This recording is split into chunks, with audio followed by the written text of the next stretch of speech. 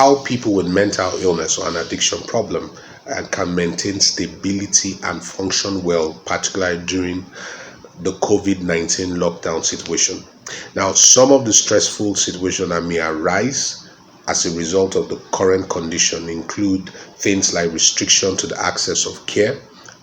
Many people in this situation dealing with mental health situation may not find it easy to access care in a time like this. Another thing that could occur that is kind of close to the first is shortage of medication.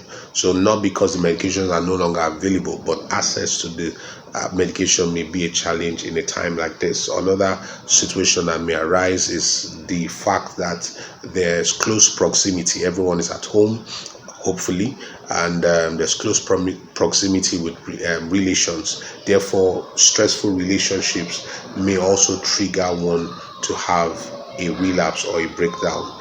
And then another thing is the whole self-isolation thing. This could lead to boredom. Self-isolation too may actually make people who are prone to hurt themselves, self-harm or suicide. This creates like a risky or it's a risk factor now. And then the final thing is the fear that is everywhere. Fear about the future, fear about the present, just fear, and all of that can trigger people to suffer depression or anxiety. So what are the things that you can do in a time like this for those who have mental illness or struggling with an addiction problem? Number one, I would strongly encourage you, if you're on medication, please stock up on your medication. This is not the time to declare your own personal drug holiday. Make sure you get more medication in a time like this. Don't stop your medication. Number two, please keep contact with your provider. So your provider could be your psychiatrist, could be your psychologist, could be your therapist, could be your counselor, could be your sponsor for those who have a drug addiction problem.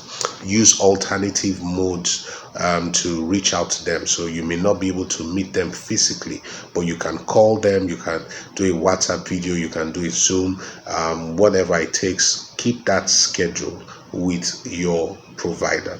Number three thing, this goes to those who have loved ones that have a mental illness.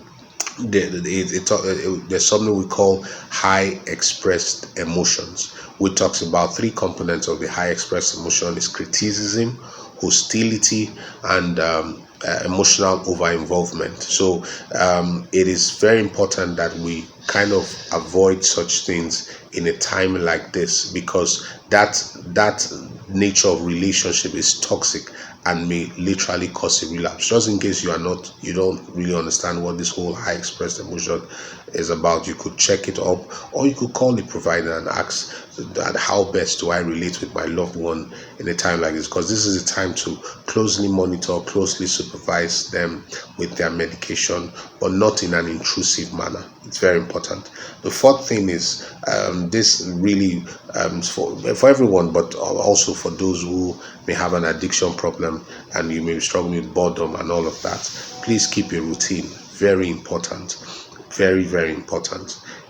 Keep a routine with reading, keep a routine with exercise, keep a routine with checking up on people. You can say, okay, I'm going to check up on XYZ today, then tomorrow I'm going to check up on X, ABC, just on, and keep a routine with meditation too, because this helps. I hope that these tools will be helpful to you and will help you in a time like this. It will help you to deal with your mental health issues and your addiction challenge. As usual, for now, stay home and stay safe.